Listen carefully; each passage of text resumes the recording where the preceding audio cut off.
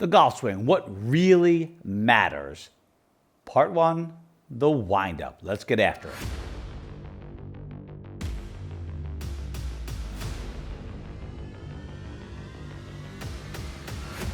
Golfers, I understand that you are hearing a whole lot of stuff out there. That's what that other video, the golf swing, it's a load of BS, really was trying to get at. A lot of the stuff that we're trying to do is, well, goofy. And I've been in this business for a very, very long time. However, if you stick to what really matters, number 1 is ball impact. Number 2 is predicting the flight. Number 3 is hitting it far enough to score. The first part of that is setup. But folks, I think I've done enough damage to you with setup and grip, right? So let's go to the next place, which is the windup. I don't like to call it the backswing, and I'll tell you why. People are trying to sort of place their backswing in a certain way, and I've brought the RMT club with me, where they're kind of being real careful, taking it back, and they're trying to plane it up exactly right and get it exactly where it's supposed to be, and then maybe get it exactly where it's supposed to be here. And guess what? Did you ever try to draw a straight line down a blackboard or down a piece of paper and go really slow and careful? How's it go? No good at all.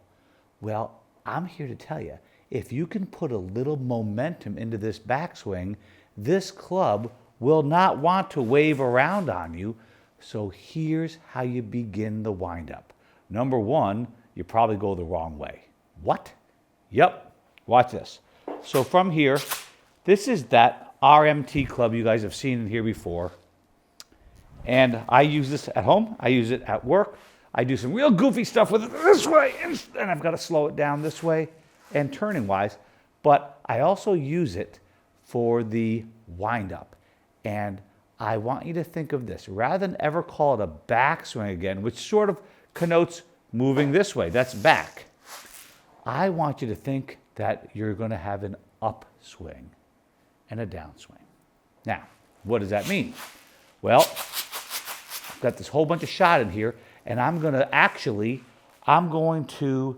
well, do you notice I'm going the wrong way first? I'm going to have this little counter movement, and we will call that a swing trigger, and it sort of gets the momentum going.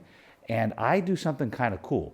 I go this way, and my right heel comes up off the ground, and then I slam it back down, and that begins the windup. So I go a little toward the target. You would see all manner of triggers from golfers on TV. And I think we're seeing, now that we know about these ground forces, thank you, Swing Catalyst, the footwork is very important. Well, okay, toward the target a little bit. So you'll see me go a little bit like this, even with a golf club. But I want you to see this. Slam that foot. I want to hear it. Slam, throw the club up. Now, when I throw that up, you'll notice that I don't lean over. And this is a disaster, folks. Now, I understand that, some of us are getting older. I hope you are too. But it's kind of easy to kind of lean over this way. But now look, I can't get my arms up. They're stuck. But if I can get myself to throw the club up, it changes my entire body posture without me knowing it. Isn't that cool? What I want to do is throw this thing up and behind me. All of a sudden, my body posture is very much straight up and down at the top of the backswing rather than way bent over. Okay, so we're going to go. All right, I even like this right here. Just get moving. Got my feet are already moving. You can see it on the Swing Catalyst. Then we're going to go up. And that is the windup. But wait. From this view, but Dunigan, you're telling me, you are actually physically telling me to go just up. I'm going to be wicked over the top.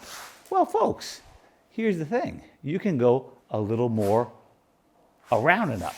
And now I have a flatter backswing, because you'll know that if I have too much up, I may come over the top more. But there are some of you who actually, that saves your life going up higher because of what you do in the downswing, which is not about this. So what I would do is simply try degrees of up and around, just not back, just not back, just not back. Let's see it with a golf club. This is my Golf Forever swing trainer. Scotty Scheffler's hawking it now. But boy, I'll tell you what, this thing, for learning, turning, and winding, man, is this cool, that resistance. Hello, core. I think I might have found an ab, folks. Yes, just one. Well, I like to use this both in posture and some of the drills I have. It's really, really, really cool. But man, it helps to loosen me up like you can't believe. Okay, we're going to look at a couple windups. And okay, the last one was 81 miles an hour. Okay, fine. This is the real wind. So step, if you will. I'm going to lift the heel. I'm going to slam it down, throw it up, backswing. And you're going to notice that this backswing has some momentum. And here's the thing. When I do that, this club, I think it might be called gyroscopic motion, but I don't really know. This club wants to stay in a plane just because it's going fast. When it gets real slow, this golf club, then I can very easily move it off plane. And by the way, just so you know, I have it at work, a monitor right here by my feet. And I would swing with Ernie Els, who the slowest, smoothest, most powerful swing, the Big Easy. Hopefully you guys remember him. And I'll tell you what, I've stood this close to him hitting golf balls in real life on a range on the PGA Tour. And it's just disgusting how easy that guy makes golf look. I wish. But you know what's really interesting is I couldn't keep up with the first 2 feet of his backswing. In fact, you'll see my backswing is moving a little bit. By the time I was at the top of my backswing, Ernie Els' ball was gone. They are getting this club. Watch Rory McIlroy. They are moving it fast. And actually, it may help you a ton. They are putting a ton of force in the system. And when the club's got some momentum going this way, 1, it holds its line better. Number 2, when I have to stop it, apply the force against the shaft to turn the club around in the other direction, I have to use more force. Aha, more speed. Now, it looks like this. All right, Dunigan. Boy, I hate to see people standing dead still. Here we go. Okay, now you'll see the replay. That sucker's moving. Okay, now this one here, then we're going to compare it. This one, I'm going to go back more around, but I'm going to swing it up and around rather than place it too carefully, which will suck all the energy out of the system. A little bit up, but a little bit more around. All right, feet, don't fail me now.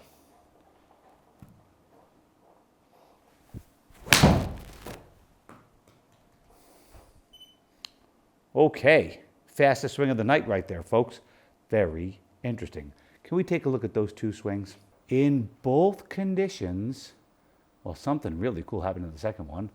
Was my right foot turned down a bunch. Left foot was strong in the first one. Holy cow. Anyway, this is more of an upswing on the backswing on the left. See how high the left arm is? And a little bit flatter, more around swing. Notice the distance of the hand to the head. This is flatter. This is more upright. Now, here's the thing, folks. I got to be honest with you. My downswing, that club's going to hit the inside of the golf ball every time. Even how steep that is, that club is still going to come down to the inside of the golf ball because this is a learned response. I don't even know how I do it. So that club path itself right there, just so that we know, 3 degrees from the inside, as steep as that just was, isn't that special? This club on the right-hand side, so more vertical. This club on the right-hand side, because the backswing was more around, the club shaft is flatter.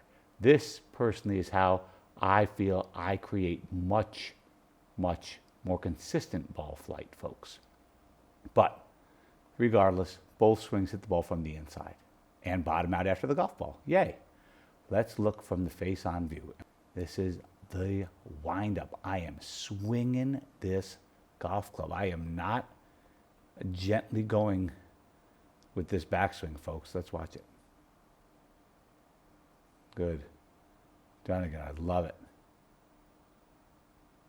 So you can see the footwork. Now, yeah, folks, I have this dual force plate system, which is what you're seeing under here. I just love it. Now, you can see here, this is my right foot and left foot. My right heel has left the ground, left the building. Slam it down. Throw that golf club around and back more. And I haven't moved off the ball very much whatsoever. And then I've put a ton of force in the backswing. Then this is my right foot pushing off of the pitcher's mound rubber, right? That's the transition move. Then this is my left foot putting the brakes on, stopping me from running down the fairway and helping me turn. Don't worry about that. It's not about that. But the windup is a very, very, very, very, very strong part of the swing.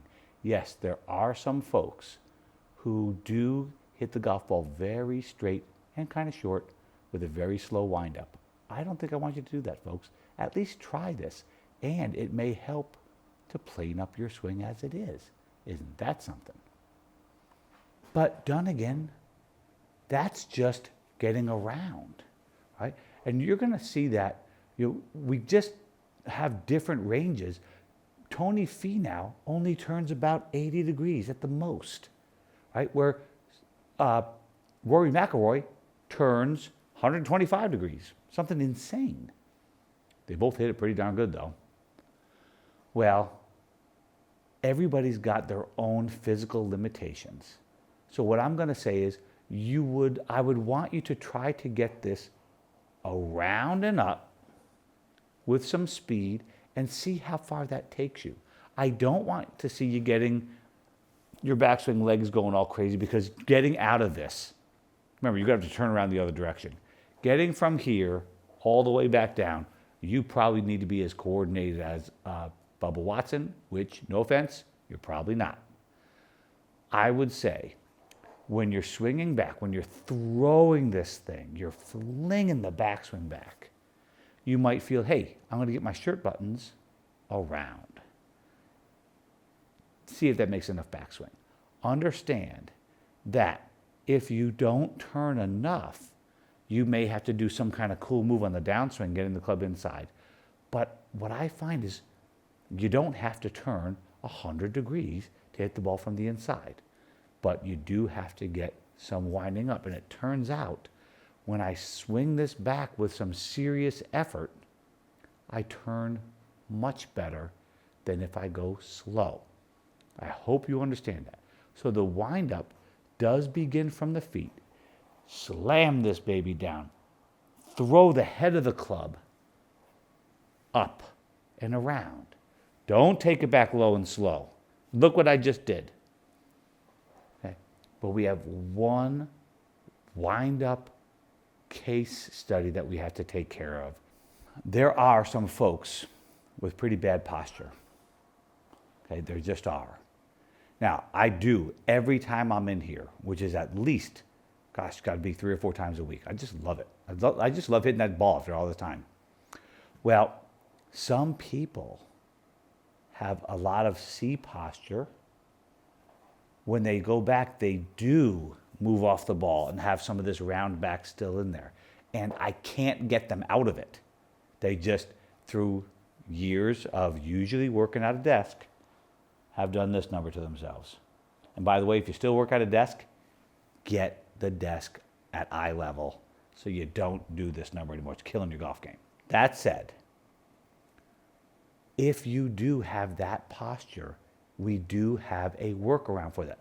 Look, folks, I make a living at working around people's own structural limitations. Here is a biggie. If you are rounded, like I am now, when you wind up, you will move your shirt buttons over your shoe a little bit too far. No prob. What you need is the lean. So we're going to go like this. We have this motion over here. We're going to lean into the golf ball this way. And you will see that move on TV quite a bit. Let's see if we can do it in a golf swing. This is not my move, but I bet I could do it. Okay, C posture, moving. It's going to shorten my backswing with that. Look at, that's okay. I'm going to still play golf. There's C posture. Tuck that high knee in, Dunigan. Oh my goodness, this feels horrible, folks. Here we go. Now you will see that I moved through that golf ball a little bit because, as you know about this windup, this is the center of your swing circle. If the center moves backward and doesn't recover, you have a problem striking the golf ball, and that's the #1 skill in golf. If, however, we go back this way, maybe that's all I can do, and I get myself moving forward, I can still strike the ball first. And don't forget about that move right there. Folks, when you're hitting a driver, this stance is much wider. So even if I have this move here and I lean into it, I can still swing up at the golf ball. That won't be a problem. Don't get too excited about that. The goal is play better golf than you ever have, even as you're getting older. So in the windup, if I had my way, I would wind up with some momentum from the feet first, swing it around and up, okay? And I would absolutely then, as I swing it up, you can't just do whatever you want with your wrist because your wrist angle is moving this club face massively. So what we have is you swing it up, but see, I can still do something to twist the grip on the way back to square the face. So don't forget that. If you wind up and get that club face nice and square, your downswing may be largely automatic. Would that be cool? Wouldn't have to think about the unwind. Well, we might have to in a different video. But think about this. If I wind it up, does it take care of the club face? No. I have to manually twist the club face. Chances are some of you will get lucky and you'll already have it. Some of you won't. Who cares? We can learn. But we wind up. Whoa. Okay, here we go.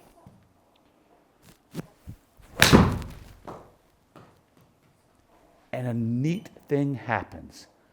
I don't know how I did the downswing. I just wound up and let it go. Twist the face to taste on the way up to hit the ball straighter.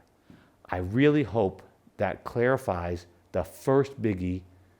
What really matters, you got to make a wind up. Wouldn't it be so cool if we could let the downswing kind of fly, just like you're just trying to go with the downswing after getting the backswing wound up and club face squared? What a great way to play golf. Get after it, folks.